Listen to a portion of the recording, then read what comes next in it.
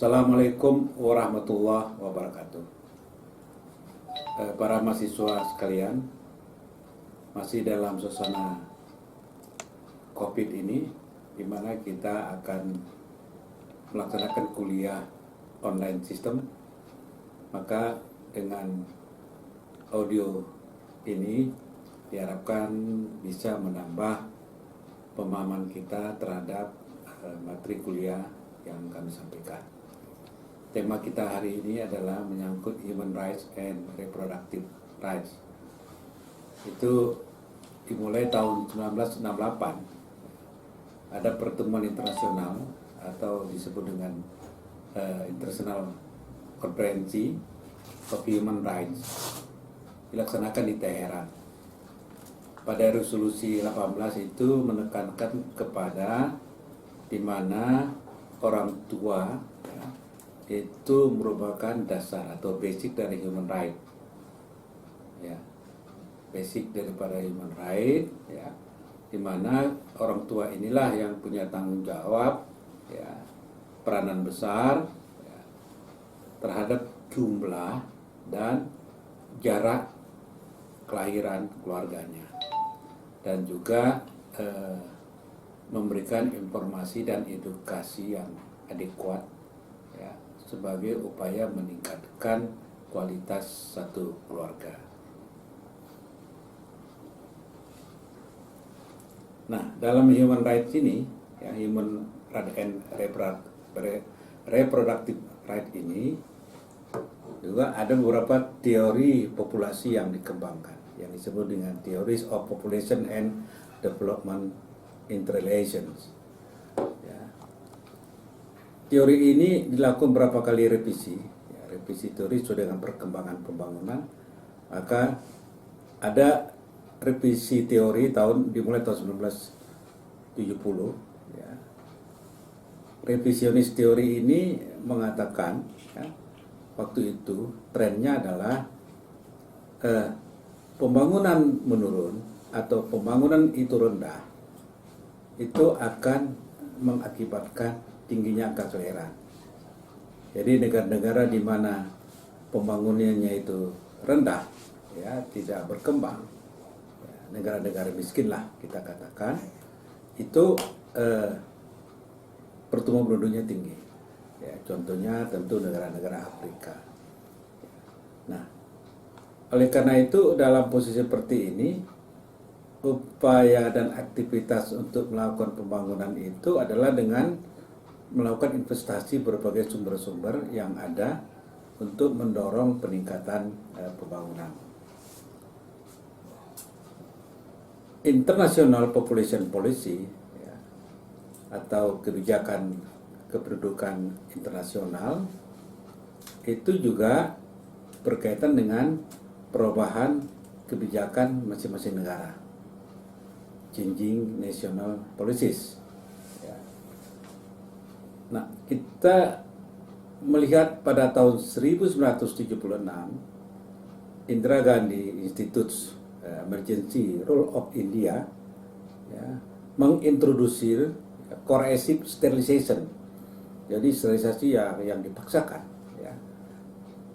Sterilisasi dipaksakan di mana untuk menekan pertumbuhan penduduk, laki-laki diberi hadiah untuk dilakukan sterilisasi, dilakukan disebut dengan vasektomi, ya.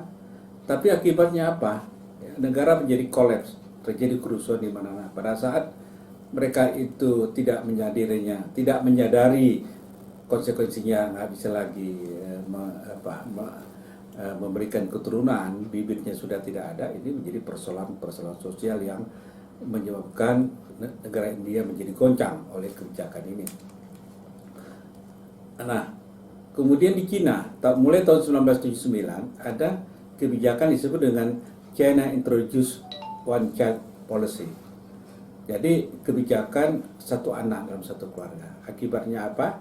Di Cina itu, ya, cenderung untuk ingin punya anak laki-laki, sehingga kalau dia punya anak perempuan, ya, itu ada cenderung untuk dibunuh, ya, sehingga dia punya kesempatan punya anak lagi, ya, untuk melahirkan. Ini implikasi-implikasi dari suatu kebijakan.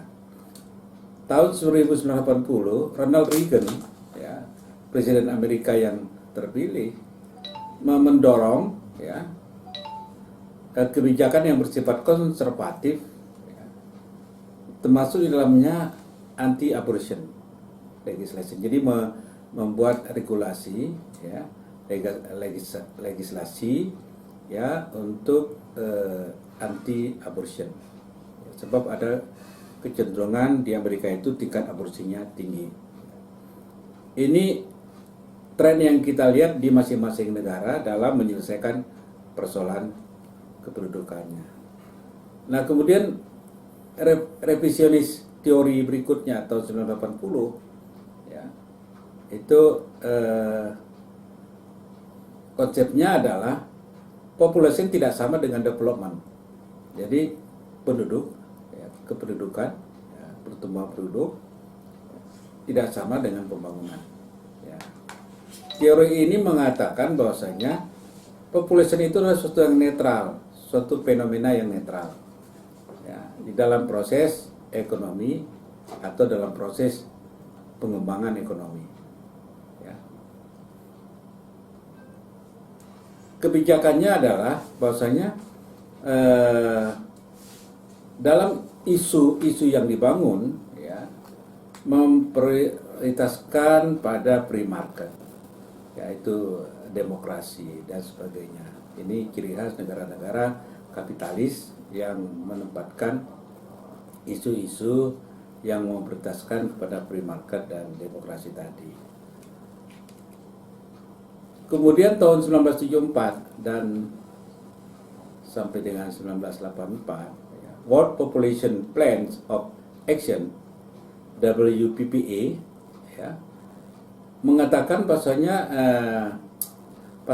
semua pasangan, ya, dan individu, ya, mempunyai apa disebut dengan perlindungan dasar (basic right), ya, untuk mempunyai kebebasan dan tanggung jawab, ya, bebas tapi juga bertanggung jawab untuk mengatur jumlah dan jarak kelahiran anaknya, ya.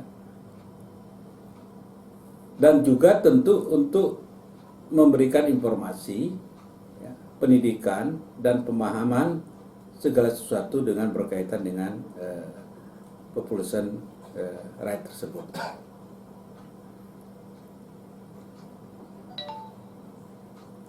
Kemudian tahun 1974 sampai dengan 1984 yang sudah saya katakan tadi, ya, ada upaya-upaya, ya,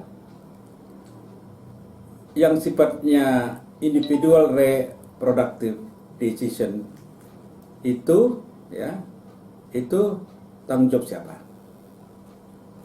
Itu tanggung jawab siapa? Jadi setiap individu itu harus bertanggung jawab terhadap kebijakan reproduktifnya. Ya, ini penting sekali supaya dia bisa bertanggung jawab terhadap apa yang dilakukan berkaitan dengan reproduktif yang ada setiap diri manusia. Oleh karena itu berbagai hal yang sifatnya pemaksaan, ya, atas nama aturan, ya, atau atas nama undang-undang yang sifatnya pemaksaan, ya, yang dilakukan oleh negara, pemerintah, ya, itu sesuatu yang memang harus yang kita lakukan berbagai hal untuk dikritisi, ya, kebijakan yang sifatnya koersif ini, ya, koersif polisis, ya. Nah, itu sangat penting, ya, diperhatikan sifatnya koersif ini agar itu dikurangi, ya, dihindari, ya, untuk masa depan, sehingga yang terbangun adalah kolektivitas, injustice, ya. Jadi regulasi yang dibuat itu adalah suatu kesepakatan kolektivitas, tidak dengan pendekatan koersif, ya. Misalnya dengan peningkatan ekonomi di negara-negara sedang berkembang, ya, atau juga dengan meningkatkan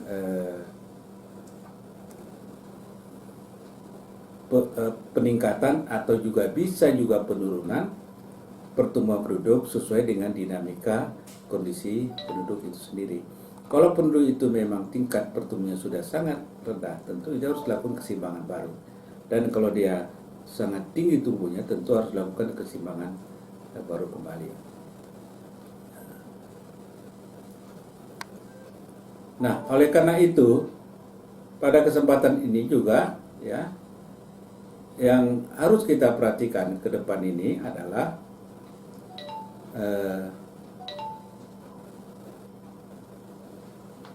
hal-hal yang berkaitan dengan kebijakan-kebijakan yang berskala nasional itu juga tergambarkan dalam kesepakatan-kesepakatan internasional.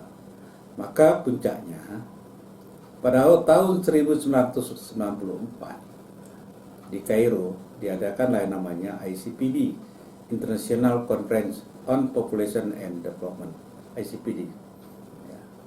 Jadi perlindungan di situ bicara soal perlindungan manusia, tentang human rights, ya, tentang women's right, ya, perlindungan wanita, and productive rights, and given priority explicitly include issues of gender equality, equity, empowerment, our women, and reproductive health care. Jadi bagaimana upaya-upaya untuk melakukan perlindungan kesehatan reproduktif bagi wanita. These aims of population-related goals are to improve the quality of life of all people. Jadi bagaimana meningkatkan mutu kehidupan dari seluruh penduduk. Jadi tidak boleh ada marginalisasi atau diskriminasi terhadap penduduk itu sendiri.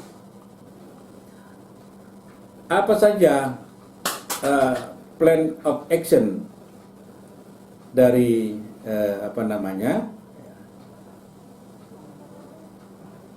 plan of action dari ICPD ini, ya. Prinsipal keempat mengatakan, ya, kesamaan dan kesetaraan gender, ya, itu hal yang penting, dan juga pemberdayaan wanita. Jadi di samping kesetaraan dan kesamaan gender sebagai suatu hal yang penting, ya, tapi juga harus dibarengi dengan empowerment, meningkatkan pemberdayaan terhadap wanita, empowerment of women, ya. Nah, ini menjadi penting karena sering terjadi di belahan dunia itu, ya, terjadi violence, ya, terjadi kejahatan, terjadi gangguan terhadap wanita, ya, kemudian juga mereka tidak bisa mengontrol terhadap kelahiran. Wanita itu nggak punya hak untuk melakukan pengontrolan terhadap kelahirannya atau melahirkan, ya, kemudian juga hal-hal yang berkaitan dengan kebijakan kependudukan yang harus dilakukan secara bersama-sama setiap manusia, ya, dalam rangka untuk mengembangkan kebijakan kependudukan yang komprehensif. Ya. Demikian juga, ya, intinya adalah bagaimana seksual and reproductive right, ya, didefinisikan oleh ICPD itu, ya. Pertama dikatakan reproductive and sexual health throughout the life cycle. Jadi reproductive and sexual health itu adalah melalui proses siklus kehidupan. Harus dia mengikuti siklus kehidupan. Jadi harus siklus kehidupan manusia itu diikuti sedemikian rupa sehingga tidak ada kondisi ekstrim dalam siklus itu sehingga berjalan secara normatif.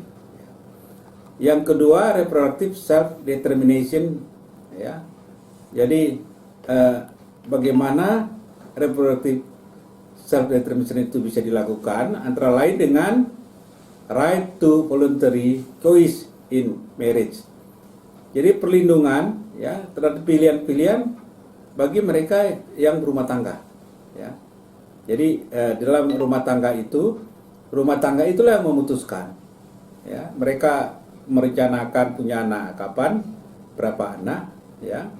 Itu juga sesuatu yang harus dilindungi, ya. Dan kemudian perlindungan terhadap jumlah anaknya yang diinginkan, timingnya kapan tepatnya mereka itu harus istrinya hamil, ya. Kemudian juga bagaimana menjalankan, ya, setiap kehamilan itu. Nah, yang berkaitan berikutnya adalah yang ketiga, equality and equity for men and women in the spheres of life. Jadi kesetaraan dan kesamaan laki-laki dan perempuan itu harus dilindungi. Oleh karena itu berbagai regulasi dibuat oleh setiap negara masing-masing.